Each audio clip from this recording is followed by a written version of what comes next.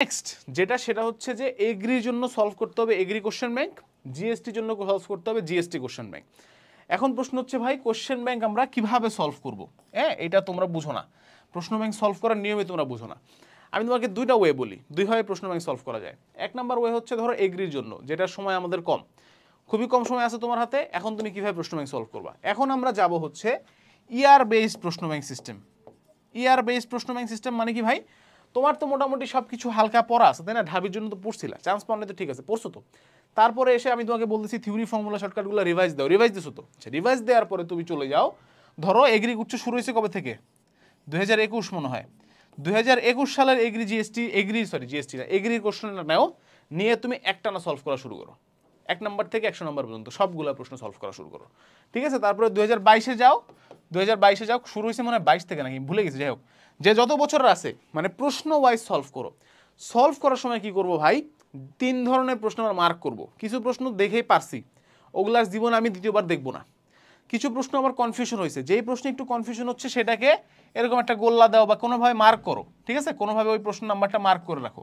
তারপর কিছু প্রশ্ন ভাই কিচ্ছু বুঝতেছি না যে কীভাবে অ্যান্সার করতে হবে, কোন ফর্মুলা অ্যাপ্লাই করতে হবে, কোন চ্যাপ্টার থেকে আসছে এটাও বুঝতেছি না মাঝে মধ্যে, ওগুলোকে আবার ডিফারেন্ট ওয়েতে মার্ক করো, এরকম স্কোয়ার দিয়ে মার্ক করো বা কিছু একটা করো। দেন তোমার কাছে এখন 3 ধরনের প্রশ্ন আছে, যেগুলো একদম হুবহু পারি, যেগুলো কিছু কনফিউশন, আর যেগুলো কিচ্ছু পারি না। যেগুলো হুবহু পারি এগুলো লাগবে না, যেগুলো হালকা কনফিউশন ওগুলোকে আবার রিভাইজ দাও, ওই চ্যাপ্টারটা খুলো, ওই টপিকটা খুলো, একটু পড়াশোনা করো, বুঝো, জানো, শেষ। যেগুলো কিচ্ছু পারি না ওইখানে আবার যাও, দেখো, বুঝো, দেন ওই পরীক্ষাটা আবার দাও। এবার তো তোমার সবগুলো পারা উচিত, তাও দেখবে ভুল হবে, তাও দেখবে ভুল হবে। এবার তুমি টার্গেট নেবা হচ্ছে ভাই 15 মিনিটে লাগাই ফেলবো আমি সব, কারণ আমি তো সব পারি, সব জানি। তাও দেখবে 15 মিনিটে তোমার টেস্ট করতে ডিফিকাল্ট হচ্ছে। প্রত্যেকটা ইয়ারের প্রশ্ন অ্যাটলিস্ট 2 বার করে, 2 টাইমস 2 বার করে তুমি সলভ করবা, দেখবা যে ওখান থেকে হুবহু কিছু জিনিস কমন আসছে, হুবহু কমন না আসলেও ওই টাইপের প্রশ্ন আবার রিপিট হয়েছে। ট্রাস্ট মি অন দিস, তোমার প্রশ্ন কমন পড়বে, ঠিক আছে। এটা কখন ভাই, যখন আমার হাতে সময় কম, যেমন এগ্রির জন্য। যদি আমার হাতে সময় বেশি থাকে ভাই, তখন কি করব, আমরা topic wise question bank solve করব। Topic wise question bank solve মানে কি ভাই, আমরা একটা পার্টিকুলার টপিক দেখব, ওই টপিকে কী কী প্রশ্ন আসে সেগুলো দেখব, আবার একটা টপিক দেখব, ওই টপিকে কী কী প্রশ্ন আসে সেগুলো দেখব, এবং চ্যাপ্টার শেষ করার পর, ভালো করে শুনো, চ্যাপ্টার শেষ করার পরে না দেখে ওগুলো দাগাবো, চ্যাপ্টার শেষ করার পরে না দেখে ওগুলো দাগাবো। প্রত্যেকটা 5টা টপিক আছে মোবাইলের চ্যাপ্টারে, একটা চ্যাপ্টারে 5টা টপিক থাকলে 5টা টপিক থেকে আমি প্রশ্ন দেখে গেছি, দেখা শেষ, এবার পুরো চ্যাপ্টারের সমস্ত কোশ্চেন ব্যাংকগুলো আমি সলভ করবো, কোশ্চেনগুলো, ঠিক আছে, এই ওয়েতে করবো আমরা। This is another way of question bank solving. আমাদের এগ্রি প্লাস জিএসটি এই ক্র্যাশ কোর্সে আমরা 32+ রেকর্ডের ক্লাস নিছি, এইখানে আমরা হচ্ছে এই টপিক বেসড কোশ্চেন ব্যাংক সিস্টেমটা ফলো করছি।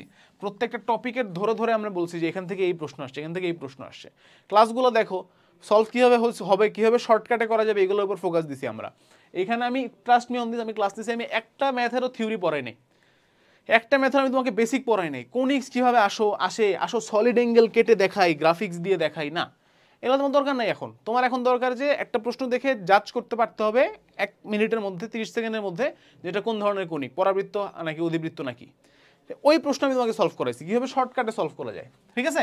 এবং তার সাথে সাথে এখানে 100+ agri plus GST standard exam আছে, এই এক্সামগুলোও কিন্তু তোমার এই কোশ্চেন ব্যাংক থেকেই বানানো হয়েছে, এই কোশ্চেন ব্যাংক থেকেই বানানো হয়েছে। এই যে বললাম যে কোশ্চেন ব্যাংক প্র্যাকটিস করতে হবে, টপিক ওয়াইজ কোশ্চেন ব্যাংক শেষ করে তারপরে কি আবার চ্যাপ্টার ওয়াইজ দেখবা, এই জিনিসটা তুমি সিম্পলি এই পরীক্ষাগুলো দিলেই কোশ্চেন ব্যাংকটা প্র্যাকটিস হয়ে যাবে।